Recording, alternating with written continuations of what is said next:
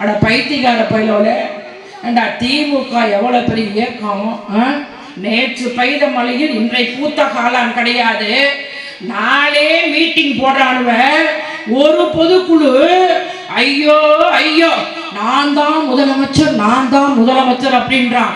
அட பைத்தியக்கார பயலோல இந்த நாட்டு மக்களுக்கு என்ன செய்தி? இந்த நாட்டு மக்களுக்காக என்ன போராடினீர்கள்? இந்த நாட்டு மக்களுக்காக கொரோனா 20 மாத காலம் வந்ததே, நீ போய் பார்த்தீரா?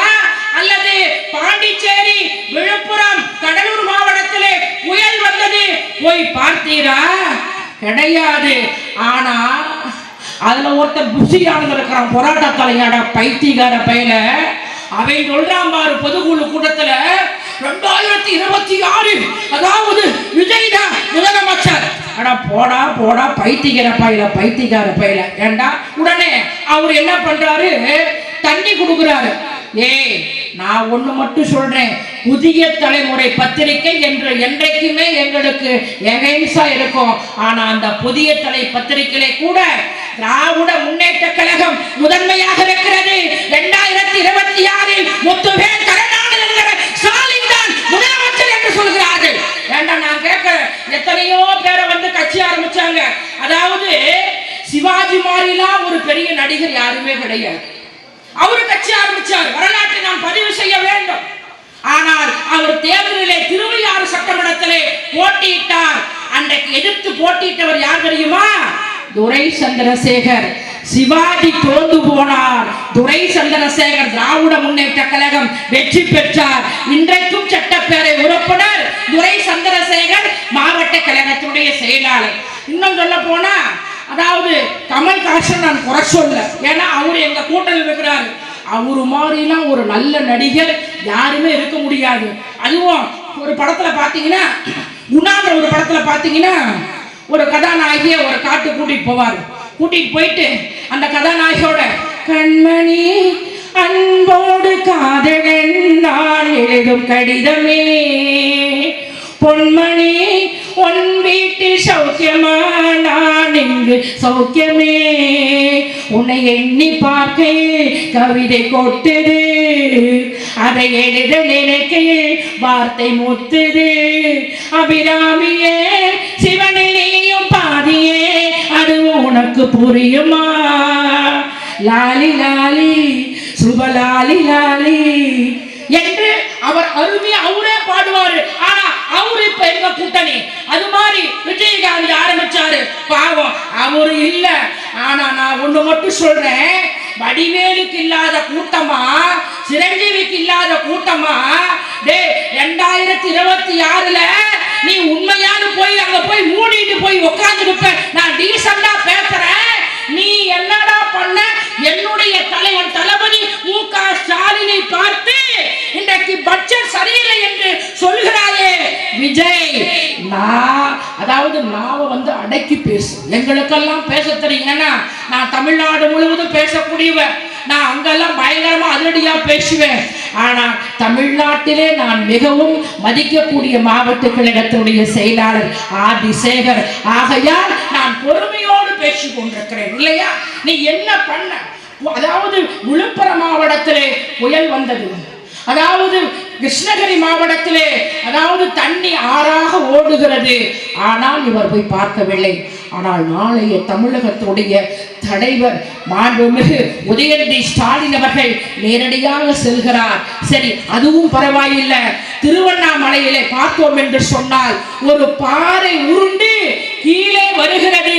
கீழே வந்து 5 பேர் இறந்து விட்டார்கள். ஆனால் மாண்புமிகு துணை முதலமைச்சர் உதயநிதி ஸ்டாலின் அங்கே சென்று கிட்டத்தட்ட 18 மணி நேரம் காத்திருந்தார் என்று சொன்னால், அவர் நாளைய தலைவரா? உனக்கு கூட்டம் வந்துச்சுன்னா நீ தலைவரா? உனக்கு கிளைகழகம் இருக்குதா? இல்லையா? ஒண்ணுமே கிடையாது. சரி, அது பரவாயில்லை. இன்னொன்னு சொல்றாரு, 2026 திராவிட முன்னேற்ற கழகத்தை அழிப்பேன் என்று சொல்கிறார். நான் ஒன்றை மாத்திரம் சொல்ல கடமைப்பட்டிருக்கிறேன். திராவிட முன்னேற்ற கழகத்தை அழிக்க வேண்டும் என்று நினைத்தவர்கள் அழிந்து போயிருக்கிறார்கள். திராவிட முன்னேற்ற கழகத்தை ஒழிக்க வேண்டும் என்று நினைத்தவர்கள் ஒழிந்து போயிருக்கிறார்கள். அதுவும் மோடி மாதிரி ஏமாற்று பேரொழி யாருமே கிடையாது. ஐயோ ஐயோ ஐயோ.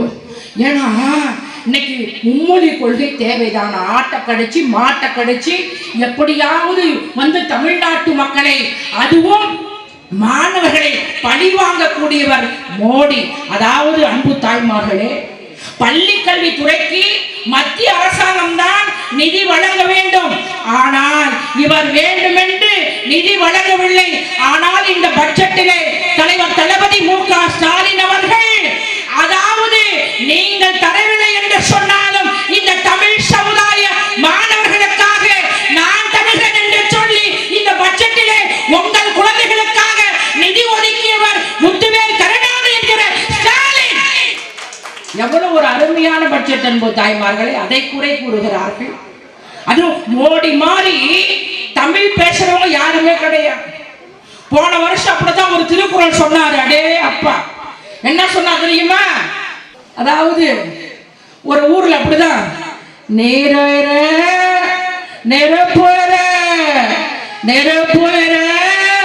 நம்மால பேஸ்புக்ல போட்டாங்க பாருங்க. மண்ணெண்ணெய் உயிர, பெட்ரோல் உயிர, டீசல் உயிர, கேஸ் உயிர அப்படின்னு போட்டாங்க. அதுவும் ஒரு ஊர்ல பார்த்தோம் என்று சொன்னால் மோடி பொங்கல் வாழ்த்து சொன்னாரு பாரு. என்ன தெரியுமா சொன்னாரு? அதாவது அனைவருக்கும் பொங்கல் நல்ல வாழ்த்துக்கள். ஐயோ ஐயோ, இப்படி ஒரு மோடி என்ன பண்ணாரு?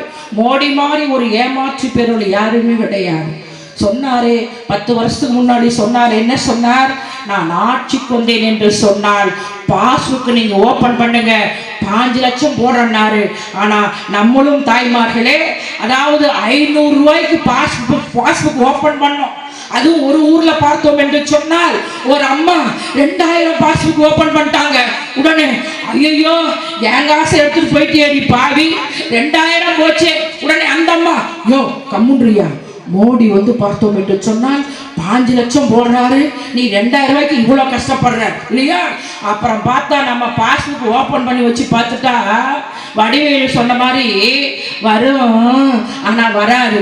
5 நையா பைசா கூட வரலையே. ஐயோ ஐயோ. ஆனா இந்த சொன்னாங்களே மாவட்ட கழகத்தினுடைய செயலாளர் ஆர் டி சேகர் அவர்கள், அதாவது ஆட்டுக்குட்டி அண்ணாமலை எப்படியெல்லாம் திராவிட முன்னேற்ற கழகத்தை எப்படியெல்லாம் இழிவாக பேசினார்கள், வாய்க்கு வந்தபடியெல்லாம் பேசினார்கள். ஆனால் நிலைமை என்ன?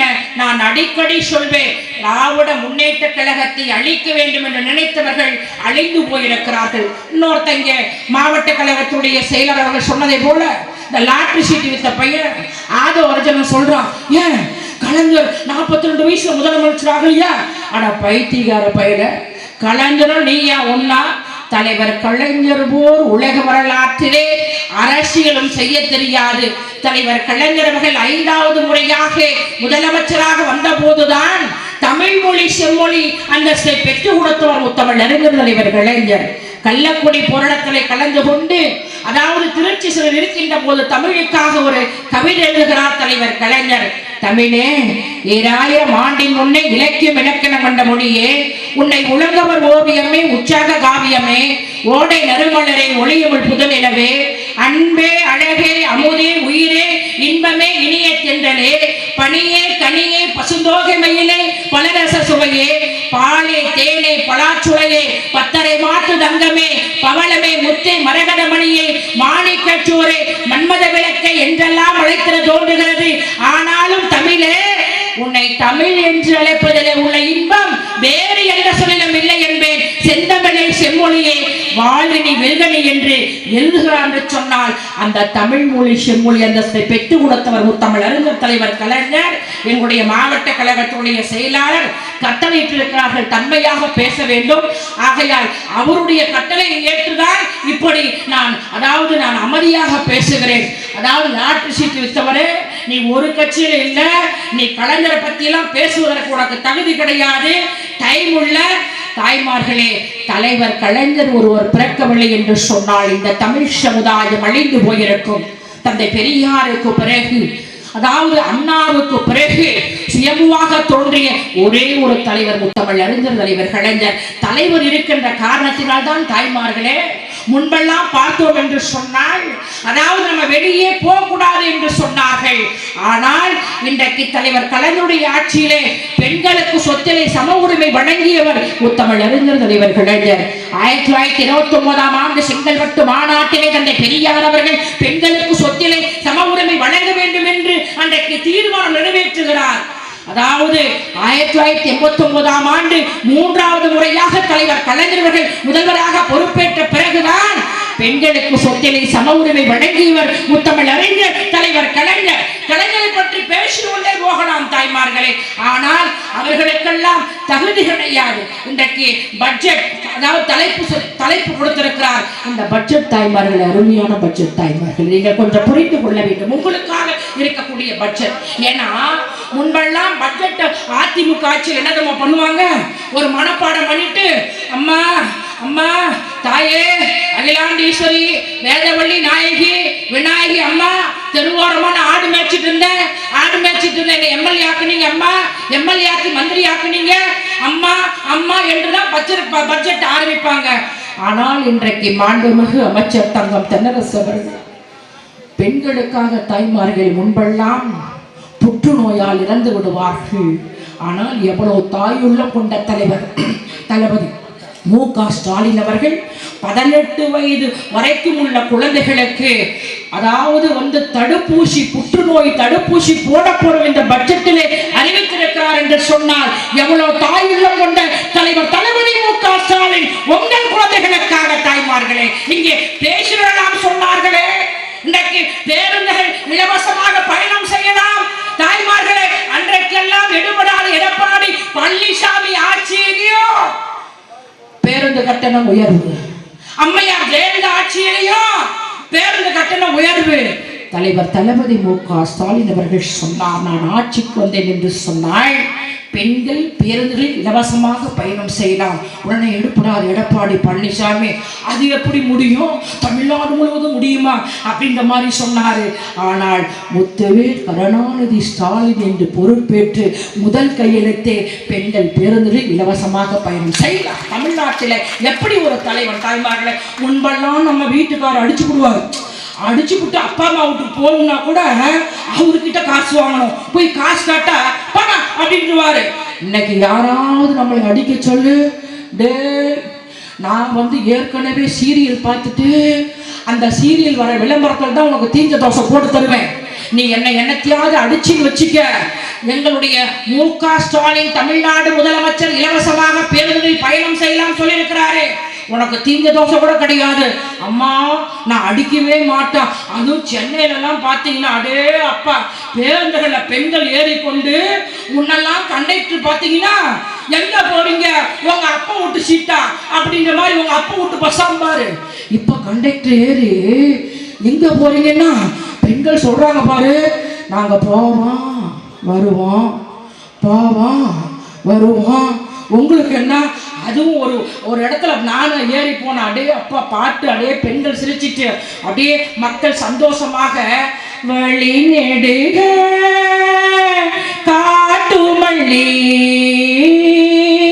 கண் பார்க்கும் கவனமில்ல பூக்குற நேரம் தெரியாது காத்திருப்பேன் நான் சலிக்காது பூமணம் புதுசா புரியுதம்மா ஏ மனம் கரும்பாய் நிக்கிதம்மா வழி நெடுக காட்டு மல்லி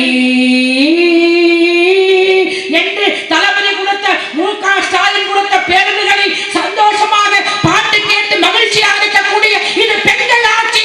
ஆகையால் தான் தமிழ்நாட்டிலே அப்பா அப்பா என்று சொல்கிறார்கள் தாய்மார்களே, குழந்தைகள்லாம் சொல்கிறார்கள் தாய்மார்களே. இங்கே மாண்புமிகு மாவட்ட கழகத்துடைய செயலாளர் ஆதிசேகர் அவர்கள் சொல்லுகின்ற போது அத்தனை பேரும் கைத்தட்டினார்களே தாய்மார்களே. என்ன தெரியுமா தாய்மார்களே, இந்த மாதம் 1000 ரூபாய் எவ்வளவு ஒரு அற்புதமான திட்டம் தாய்மார்களே. ஒரு 2 நாட்களுக்கு முன்பு நான் ஒரு தருமுனை பிரச்சாரம் கிருஷ்ணகிரியிலே பேசிவிட்டு அங்கே ஒரு அம்மையார் அவர்கள் வந்தார்கள். சொன்னார்கள், அம்மையார் அம்மா அவர்களே, இன்றைக்கு மாதம் 1000 ரூபாய் எனக்கு எவ்வளவு ஒரு புண்ணியம் தெரியுமா? அதுலதாம்மா சுகர் மாத்திரை வாங்குறேன் அப்படின்னு சொல்லுகின்ற போது இன்றைக்கு தாய்மார்களுக்கு எவ்வளவு ஒரு சந்தோஷமாக இருக்கக்கூடிய ஒரு ஆட்சித் தலைவர் தளபதி மு.க. ஸ்டாலின். ஒரு பத்திரிகையிலே பார்த்தோம், ஒரு பெண்மணி அதாவது தன்னுடைய மகன் கிட்ட போய் காசு கேட்கிறாங்க. ஏன் பாப்பா, எனக்கு ஒரு 50 ரூபாய் கொடுப்பா, ஆஸ்பத்திரிக்கு போகணும் அப்படின்ற மாதிரி கேட்கிறாரு. உடனே பாப்பா நான் தரமாட்டேன் அப்படின்ற மாதிரி சொன்னாங்க. ஆனா ஒரு 10 நிமிஷம் கழிச்சு பார்த்தோம் என்று சொன்னால் அப்படியே டக்கு டக்கு டக்குன்னு மெசேஜ் வருது. தளபதி கொடுத்த அதாவது பெண்கள் மகளிர் உரிமை தொகை, அந்த பணத்தை எடுத்துக்கொண்டு டாக்டரிடத்துல சென்று விட்டு ஊசி போட்டு விட்டு வந்து சொல்கிறார், ஏண்டா உனக்கு பெற்றும் வேஸ்டா, பெக்காத மகன் தமிழ்நாடு முதலமைச்சர் மு.க. ஸ்டாலின் என்று தமிழ்நாடு பெண்கள் எல்லாம் சொல்கிறார்கள் தாய்மார்களே. ஆனால் அப்படி இருக்கின்ற போது இல்லையா, தன்மையா பேச சொல்லிட்டாரு. நான் உண்மையாலுமே மாவட்ட சேர் பேச்ச கேட்கிறேன் இல்லையா, எதுவுமே நான் பேச மாட்டேன். ஆனா இவன் எல்லாம் சொல்றானுவ, திமுகவை ஒழிப்பேன் அழிப்பேன். அட பைத்தியக்கார பையன், நான் ஜெயலலிதா அம்மையார் அவர்கள் இறந்து விட்டால் நான் அவரை பற்றி அதாவது இறந்தவர்களை பற்றி பேசக்கூடாது, எப்படியெல்லாம் கேவலப்படுத்துவார் தெரியுமா? அதுவும் பார்த்தீங்கன்னா ஒரு முறை பார்த்தீங்கன்னா எப்ப பார்த்தாலும் கருணாநிதி கருணாநிதி என்று சொல்வார்கள், எனக்கு எதிரியே இல்லை என்று சொல்வார்கள். அதுவும் ஒரு முறை அப்படிதான் சட்டமன்றத்தில் பார்த்தோம் என்று சொன்னார். அம்மையார் அவர்கள் எனக்கு எதிரியே இல்லை, மாண்புமிகு பேரவை தலைவர் அவர்களே, நான் பாப்பாத்தி என்னை ஆட்டவும் முடியாது அசைக்கவும் முடியாது, மாண்புமிகு பேரவை தலைவர் அவர்களே என்று சொன்னார்கள். எனக்கு எதிரியே இல்லை என்று சொன்னார்.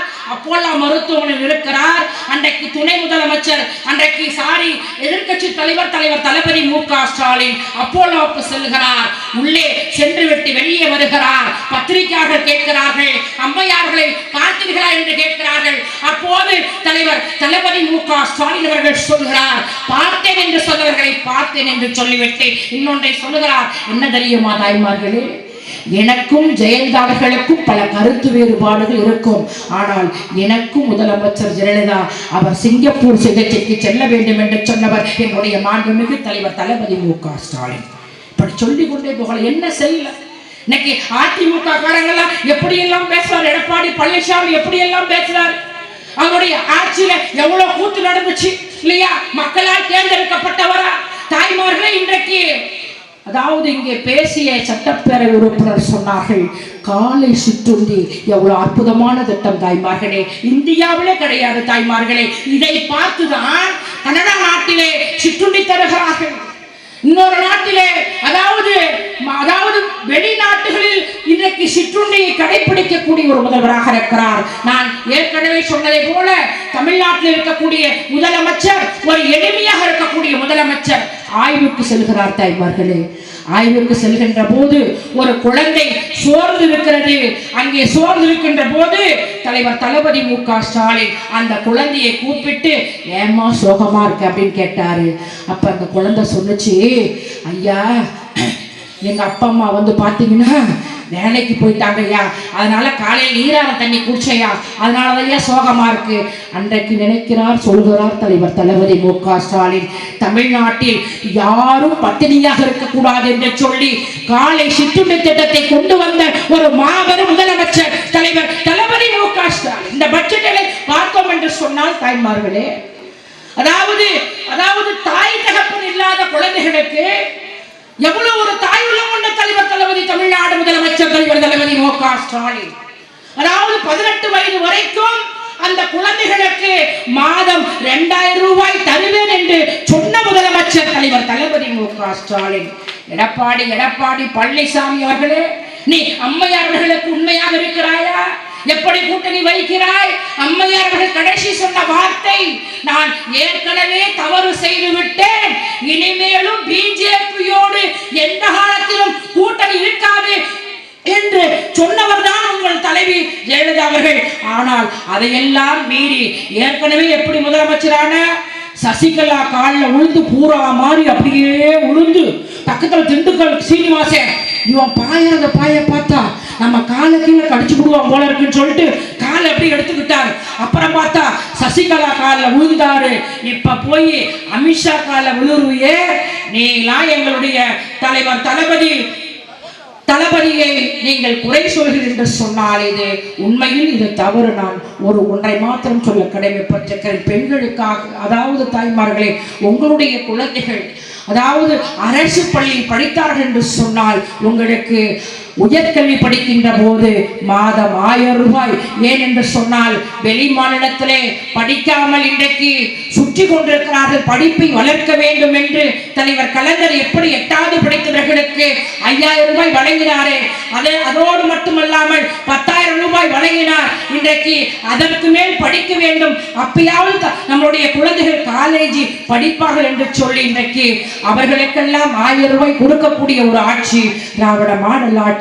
ஒரு கவிஞன் குடையை பார்த்து கேட்கிறான், குடையே உனக்கு மழை பிடிக்குமா வெயில் பிடிக்குமா என்று கேட்கிறான். அந்த குடை சொன்னதாம், என்னை யார் தாங்கி பிடிப்பார்களோ அவர்களுக்கு நிழலாக இருப்பேன் என்று அந்த குடை சொன்னதாம். குடை கூட ஒரு சுயநலவாதி என்னை தாங்கி பிடிப்பவர்களுக்கு தான் நிழலாக இருப்பேன் என்று சொல்லியிருக்கிறது. ஆனால் தலைவர் தளபதி மு.க. ஸ்டாலின் தன்னை தாங்கி பிடிக்கவில்லை என்று சொன்னாலும் தமிழ்நாட்டு மக்களுக்காக நிழலாக இருக்கக்கூடியவர் தலைவர் தளபதி மு.க. ஸ்டாலின். அவர் பல்லாண்டு காலம் வாழ வேண்டும். அது மாத்திரம் கிடையாது என்பது தாய்மார்களே. 2026 உண்மையில் 234 தொகுதியும் வெற்றி பெற போவது உறுதி. அதில் ஆதி சேகர் அவர்களும் பல வாக்கு வித்தியாசத்தில் வெற்றி பெறுவார். அவருக்கு ஒரு வரலாறு இருக்கிறது. நிச்சயமாக அவர் மாண்புமிகு வர வேண்டும் என்று என்னுடைய ஆசை என்று சொல்லி எனக்கு வாய்ப்பு